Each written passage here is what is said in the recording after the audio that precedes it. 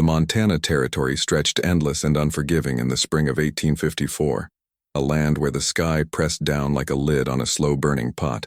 The wind that morning carried the smell of wet sage and something else, something that made the horses nervous along the riverbank.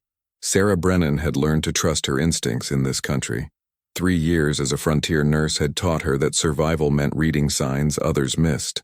She guided her mare carefully down the slope toward the Milk River, her medical bag secured across her chest. Reverend Marcus had sent word that morning. Bodies found downstream from the mission. Children. The settlement of Fort Providence huddled against the base of the Bear Paw Mountains.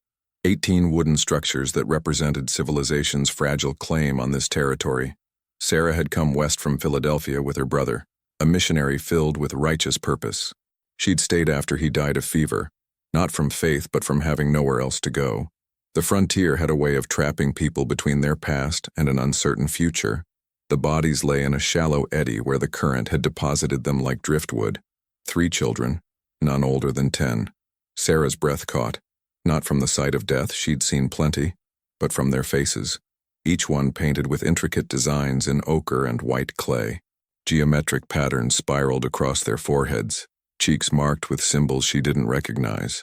Their small hands were similarly decorated, and around each neck hung a leather cord threaded with bone beads and what looked like prairie flowers, now wilted. "Lord have mercy," whispered Thomas Gray, the mission carpenter who'd accompanied her. He was a thick-shouldered man from Massachusetts, his face weathered by plain sun. "What devil's work is this?" Sarah knelt beside the nearest child, a girl with braided black hair. The body was cold but not yet rigid, perhaps 12 hours dead. She examined the paint carefully, noting how it had been applied with precision, almost tenderly. There were no visible wounds, no signs of violence. The children's expressions were peaceful, almost serene. "This wasn't murder," Sarah said quietly. "At least not in the way you're thinking." "Paint on dead children ain't natural, Miss Brennan. Ain't Christian neither." She ignored him, studying the positioning of the bodies. They'd been laid in the water deliberately, arranged with care.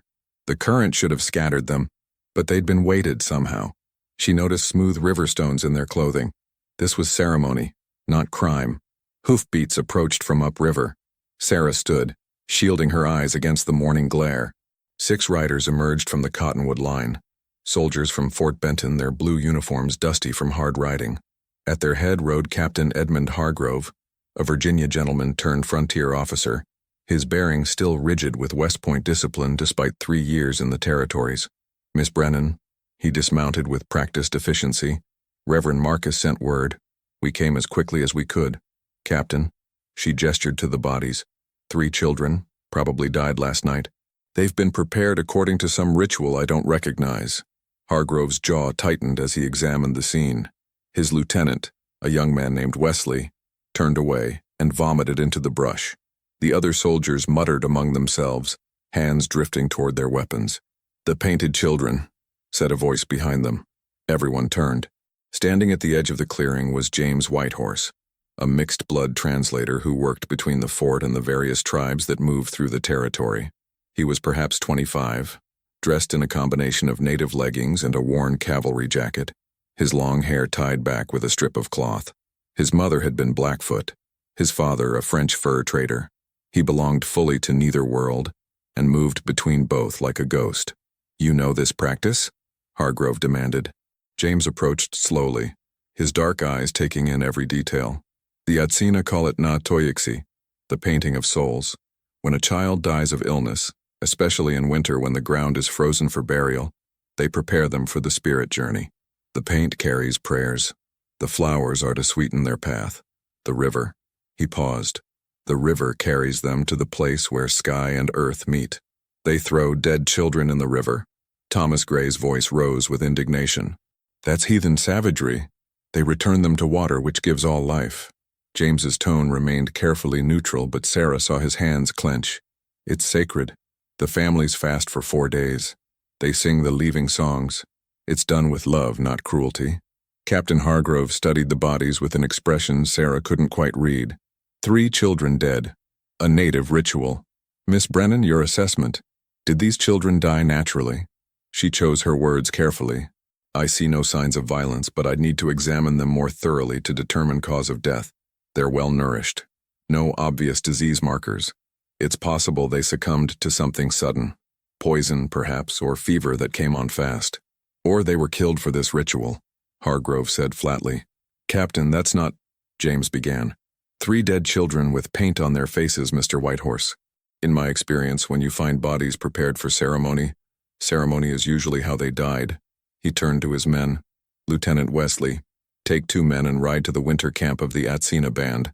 I want them brought in for questioning, peacefully if possible.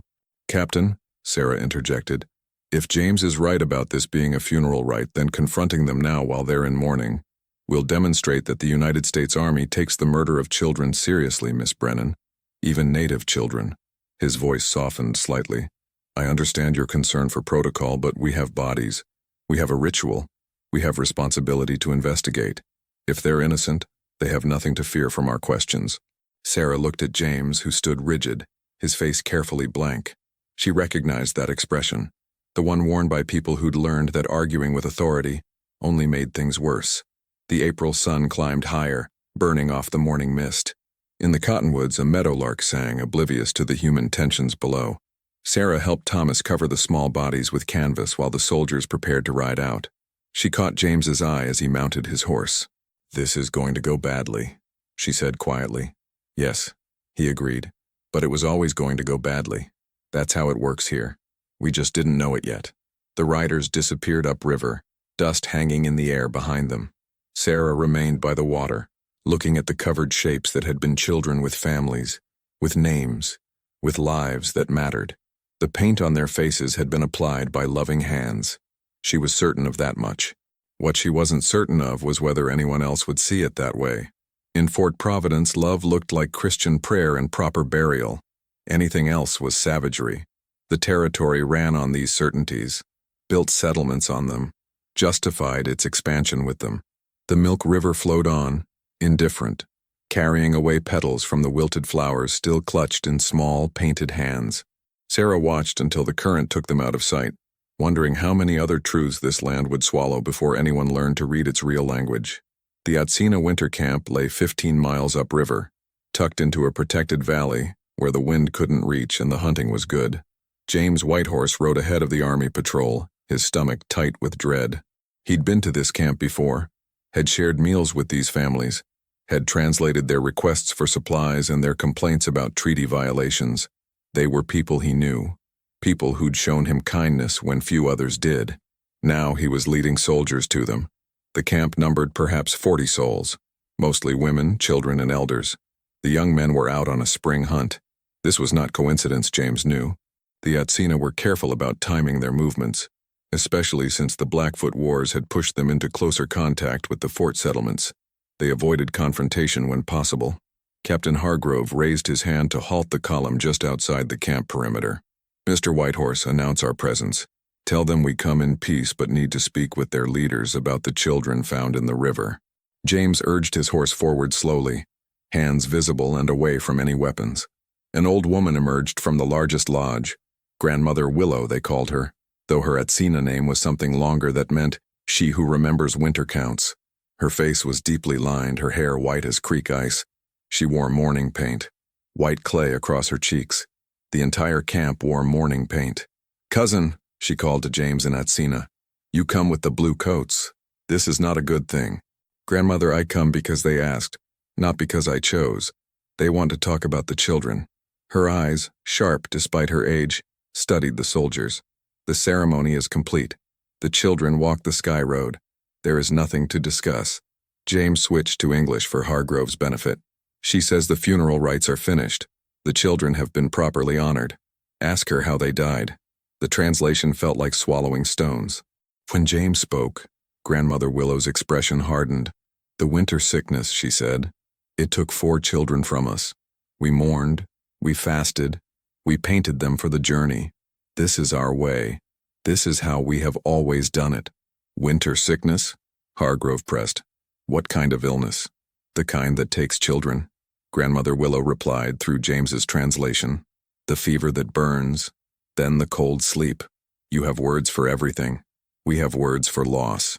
More people had emerged from the lodges now, women holding smaller children, a few teenage boys trying to look brave, elders watching with wary eyes. James saw Spotted Elk, a man about his own age who'd taught him to track elk sign. Saw Running Bird, who'd laughed at his attempts to make proper pemmican. These were people, not savages, not threats. But Hargrove saw something different. James could read it in the captain's posture, in how his hand rested near his sidearm. The captain saw a camp of natives with paint on their faces, speaking a language he couldn't understand, defending a practice that violated every Christian principle he'd been raised to believe. "Tell her," Hargrove said, "that we need to examine the remaining child." The fourth one she mentioned, for medical purposes. The translation created immediate tension. Grandmother Willow stepped back, and several of the men moved forward protectively. "The child has been sent," she said firmly. "She walks the spirit road. You cannot call her back." "Captain," James said carefully, not translating, "they've already performed the ceremony. The fourth child is in the river, probably miles downstream by now. These people have done nothing wrong by their understanding. They're in mourning. We should leave them in peace. I understand your sympathy, Mr. Whitehorse, but 3 dead children have been found, and now we're told there's a 4th. That's 4 children dead in a small camp in a matter of weeks. I need to know if this illness is natural or if something else is happening here." "Something else like what?" James couldn't keep the edge from his voice. "Like ritual sacrifice. Like the stories we've heard from other territories. Don't look at me like that. I've read the reports. The Pawnee Morning Star ceremony. The claims about the Aztec traditions. These practices exist. Those are different tribes, different traditions, hundreds of miles away. All native practices involving children and death, Mr. Whitehorse. I won't assume these people are guilty of murder, but I can't assume they're innocent either. Not with 4 dead children." The argument drew the attention of everyone in the camp, even though most couldn't understand the English words. Tone carried meaning enough. James saw hands moving toward weapons that weren't there. Hunting knives, mostly. Nothing that could stand against army rifles. Sarah Brennan had ridden up during the exchange. She dismounted carefully, approaching Grandmother Willow with her medical bag visible. "Tell her," Sarah said to James, "that I'm a healer. If others in the camp are sick, I can help. I'm not here to judge their ways, only to prevent more children from dying." The offer, translated, softened the tension slightly. Grandmother Willow studied Sarah with ancient eyes. "You are the woman who tends the sick at the mission." "I am. You do not pray over them until they cannot breathe?" Sarah's mouth quirked in something that wasn't quite a smile. "I pray while I work, not instead of it. There's a difference." "Yes," Grandmother Willow said. "There is." She gestured toward one of the lodges. 2 children, still fever. The mothers try to cool them. Your medicine may help. Our medicine has not been enough." Sarah looked at Hargrove, who nodded curtly. She followed Grandmother Willow into the lodge, leaving James and the captain outside with the gathered crowd. "Lieutenant Wesley," Hargrove ordered, "have the men dismount but stay mounted ready. Mr. Whitehorse, I want you to question the families about exactly when these children died and what symptoms they showed. If this is disease, I need to know if it could spread to the fort." What followed was an hour of careful, painful translation. James moved from lodge to lodge, asking questions that felt like accusations, watching parents relive their grief through halting answers. The children had died over 3 weeks. Fever, convulsions, a strange lethargy. The camp's medicine woman had tried every remedy she knew. Nothing worked. The illness came fast and left only death. Throughout it all, James felt himself splitting in 2. Half of him understood the Army's concerns. Disease could devastate frontier settlements and they needed information. The other half saw the pain behind every answer, the dignity in how these people maintained their composure while soldiers occupied their camp, the absolute certainty that this interaction would end badly, no matter how carefully everyone behaved. Inside the lodge, Sarah worked. She emerged an hour later, her face drawn. 2 children, both with high fever. Symptoms consistent with scarlet fever, possibly. I've seen it before in Philadelphia. It can kill quickly, especially in children. She looked at Hargrove. "This is illness, Captain. Natural illness. Tragic, but not criminal. You're certain?" "As certain as frontier medicine allows. I've given them willow bark tea and alcohol rubs to bring down the fever. If they survive the night, they'll likely recover. But I've seen scarlet fever kill within days. It matches what the families described. Hargrove absorbed this, then nodded slowly. Very well. Mr. Whitehorse, tell them we appreciate their cooperation. Tell them Miss Brennan will return tomorrow to check on the sick children. Tell them, he paused. Tell them we regret their loss. James translated, though the words felt hollow. Grandmother Willow listened, then spoke. Tell the blue coat captain that we understand he does not understand. Tell him that our children are gone, but they are not lost. Tell him that his people see paint and think of devils, but we see paint and remember love. Tell him that when his people die, they put them in boxes in the ground where nothing grows. We give our children to the river, which brings life to everything. Neither way is wrong. They are just different. James translated carefully, watching Hargrove's reaction. The captain's face remained impassive, but something flickered in his eyes. Perhaps recognition that the world was more complicated than West Point had prepared him for. Tell her I understand, he said finally, and tell her I'm sorry for their loss. Truly. The patrol rode back toward Fort Providence as the afternoon sun angled long shadows across the prairie. Sarah rode beside James, both of them silent for a long time. It's not over, she said eventually. No, James agreed. This was just the first act. The real trouble comes when word spreads to the fort, when people who weren't here start making up their own stories about what happened, when fear turns into certainty, and certainty turns into anger. Can we stop it?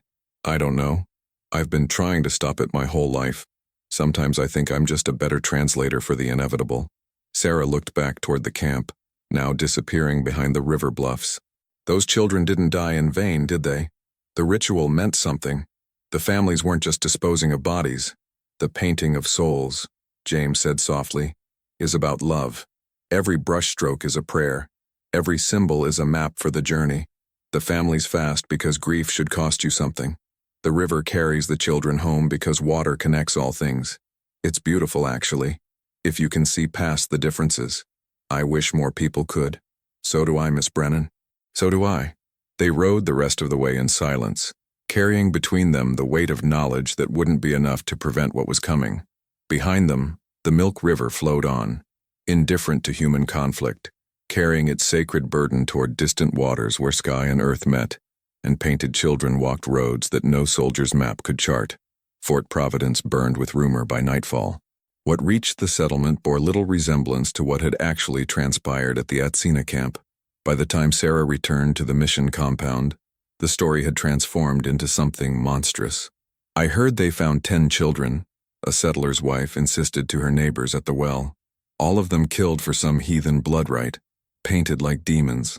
My husband says the whole camp was covered in war paint. Another added, said the savages were getting ready to raid us next. Sarah tried to correct the false accounts, explaining about the scarlet fever and the funeral ceremony, but truth had no chance against fear. Fear was simpler. Fear required no translation, no cultural understanding, no uncomfortable questions about who held moral authority on this frontier. Reverend Marcus called a meeting that evening at the chapel. The small building filled beyond capacity, settlers crowding in with lanterns casting nervous shadows on rough-hewn walls. Marcus was a thin man with burning eyes, the kind of missionary who'd come west convinced he could save souls through sheer force of righteousness. 3 years of frontier hardship had only hardened his certainty. Friends, he began, his voice carrying the practiced rhythm of a Sunday sermon, we face a moral crisis in our community. Children have died, not by God's will, but by the hand of pagan ritual. We've been too tolerant, too willing to accommodate practices that offend the Lord and endanger innocence. That's not what happened, Sarah interjected from her place near the back. Captain Hargrove and I visited the camp. The children died of illness. The painting was a funeral rite, not a cause of death. Miss Brennan speaks from Christian charity, Marcus continued, barely acknowledging her interruption, but she lacks the perspective to see how Satan works through heathen practices. These people paint their children and throw them in rivers. They refuse proper Christian burial. They maintain traditions that mock God's ordained order. How long before their corruption spreads? How long before our children are at risk? The crowd murmured agreement. Sarah felt the room turning, felt the narrative solidifying into something she couldn't control. She looked for Captain Hargrove, hoping military authority might balance religious fervor, but the captain wasn't there. He'd returned to Fort Benton to file his report. James Whitehorse stood near the door, his face carefully blank. Sarah caught his eye. A moment of shared helplessness. They both knew what was happening. Fear was becoming policy. "What would you have us do, Reverend?" asked Thomas Gray, the carpenter. "Can't just leave savages to their ways when it threatens decent folk." "I propose," Marcus said carefully, "that we petition Captain Hargrove to forbid this painting ceremony within 20 miles of any Christian settlement. I propose we require native children to receive proper schooling in English and gospel truth. I propose we make it clear that on this frontier, there is one law, one faith, one acceptable way of treating the dead. Anything else is barbarism that we cannot and will not tolerate." The motion carried by overwhelming voice vote. Only Sarah and 2 others, a Quaker family from Pennsylvania, abstained. James didn't vote at all. As a mixed-blood translator, he existed in a legal gray area that granted him presence but not voice in settler affairs. After the meeting, Sarah found James outside, staring at the stars beginning to emerge in the darkening sky. "They're going to start a war," she said quietly. "They already have. They just don't know it yet." James turned to her. "Miss Brennan, you should know I'm riding back to the Atsina camp tonight to warn them. If Hargrove comes back with orders to enforce that prohibition, and the camp hasn't moved, people will die. I'll come with you. That's not wise. You're white Christian, a member of this settlement. If you help them flee, you'll be labeled a traitor. And if I don't help them, I'll have failed every principle that brought me to medicine in the first place." Sarah met his eyes. "I didn't come to Montana to watch children die, James, not from fever and not from human stupidity. If you're riding tonight, I'm riding with you." They left 2 hours before midnight, navigating by starlight and James's intimate knowledge of the terrain. The prairie at night was a different country, full of sounds and shadows, beautiful and slightly terrifying. Sarah had never ridden this far from the settlement after dark. She felt the frontier's true scale, how small human concerns were against this vast indifference of land and sky. "Can I ask you something?" Sarah said, as they followed the river path. "You can ask. Can't promise I'll answer. Why do you stay? Between 2 worlds belonging to neither. It can't be easy." James was quiet for a long moment. "My mother used to tell me a story about the fox who lived at the edge of the forest. The forest animals thought he was too close to the prairie. The prairie animals thought he was too close to the forest. But the fox knew something they didn't, that the edge is where the most interesting things happen, where different worlds meet. That's where new things can grow. And do they? New things? Sometimes. More often, the edge is just where things get crushed between larger forces." He glanced at her. "Why do you stay, Miss Brennan? You could go back east. Practice medicine in a proper hospital." "I don't have anything back east. My brother's buried here and—" She paused, searching for words. "I guess I believe the edge matters. That maybe being in between means you can help translate, build bridges. Though tonight makes me question if anyone wants bridges built." "Some do," James said. "Not enough, but some." They reached the Atsina camp before dawn. Grandmother Willow emerged from her lodge as if she'd been expecting them. Perhaps she had. Old women on the frontier developed instincts for trouble. James explained quickly in Atsina. The meeting, the prohibition, the danger. Sarah watched understanding spread across the grandmother's face, watched ancient resignation settle into her features. "We knew," Grandmother Willow said. "We have always known. When the bluecoats come, soon after come the laws. When the laws come, soon after comes the ending of ways. We will move. We will go to the high country where the rivers begin. But we will not stop honoring our dead in the way our grandmothers taught us. We cannot. To do so would be to say they were wrong. To say we are wrong. To say our children do not deserve the same journey to the spirit world that all our people have taken." "I understand," James said. "Do you, cousin? Do you truly?" Her eyes were sharp. "You live in both worlds, but you cannot live fully in either. You translate words, but some things cannot be translated. Prayer is one, love is another. The way we mourn, this is both prayer and love. How do you translate that to people who think the only prayers that matter are spoken in their language, to their God?" James had no answer. Sarah stepped forward.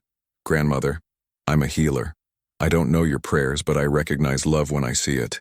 Those children were prepared by people who cared deeply. I saw that. I tried to tell them, but fear is louder than truth in Fort Providence right now." "Fear is always louder," Grandmother Willow agreed. "It takes courage to speak softly. You both have courage. But courage is not always enough against fear that has guns." The camp began breaking down with practiced efficiency. These were people who knew how to move quickly, how to read the signs that said it was time to go. Within 2 hours, the lodges were packed, the fires scattered, the evidence of habitation erased except for the circles of flattened grass that would green over by summer. Before they left, Grandmother Willow took Sarah's hand. "The 2 children you treated, they live. Your medicine and your presence gave the mothers hope. Thank you for that. Thank you for seeing us as people, not as problems to be solved." "I wish more people did," Sarah said softly. "Yes, but wishing changes nothing. Only action changes things, and action has consequences." She pressed something into Sarah's hand, a small leather pouch. "This is white clay, the kind we use for mourning. When the time comes, and it will come, mark your face with it, so that those who survive remember that not everyone forgot how to see." The Etsina moved out as the sun rose, heading toward the high country where the rivers began, and the settlements hadn't yet reached. James and Sarah watched them go, then turned their horses back toward Fort Providence. "We've just helped fugitives escape," Sarah observed. "We've just helped people survive," James corrected. "There's a difference. Will the army see it that way?" "No, but that doesn't make it less true." They rode back into a settlement preparing for war. During the night, more rumors had spread. Someone claimed to have seen native scouts near the perimeter. Someone else insisted they'd heard war drums in the hills. None of it was true, but truth had become irrelevant. Captain Hargrove had returned from Fort Benton with orders and reinforcements. 20 additional soldiers, enough for a proper patrol. He found Sarah and James as they rode in, his face grim. "The camp is gone," he said. It wasn't a question. "They moved," James confirmed. "Headed for the high country. They're not a threat, Captain. They're just mourning families trying to live according to their traditions. And in doing so, they've violated the prohibition this settlement voted on last night. Which puts me in an impossible position, Mr. Whitehorse. I have orders to enforce the law. I have settlers demanding protection. I have superiors in Fort Benton asking why native populations aren't being properly controlled." He looked between them. "Did you warn them?" Sarah and James exchanged glances. Lying would be pointless. "Yes," Sarah said. "We did. Because allowing them to be arrested for practicing their funeral rites would have been unconscionable," James added. Hargrove was quiet for a long moment. When he spoke, his voice was tired. "Miss Brennan, you're a civilian, so I can't discipline you. Mr. Whitehorse, you're employed by the Army as a translator. What you did last night could be considered aiding enemy forces." "Enemy forces?" James's voice went hard. "They're families, Captain. Grieving families. I know what they are. I also know what happens when the Army looks weak on the frontier. When word spreads that we let natives defy our orders and disappear into the hills, other tribes start thinking they can do the same. Settlers start questioning our protection. And then real violence begins. Raids, reprisals, massacres. So to prevent violence, you'll create it?" Sarah demanded. "To prevent chaos, I'll maintain order." Hargrove straightened his shoulders, the weight of command settling back onto him. "I'm taking a patrol into the high country tomorrow. We'll find this camp and bring them in for questioning regarding the prohibition violation. It will be done peacefully if possible, but it will be done." He turned and strode away, leaving Sarah and James standing in the morning sun, knowing they'd just pushed events onto a path neither of them could stop. That night, Sarah sat in her small room at the mission and wrote in her journal by candlelight. "We thought we were preventing injustice, but sometimes preventing one injustice just sets the stage for another. The problem is that by the time you see the whole pattern, you're already caught in it. The only question is whether you keep fighting or accept the inevitable. I don't know which requires more courage." In the high country, under the same stars, Grandmother Willow told the old stories to the children, the ones about how the world was made, and how the first people learned to honor their dead.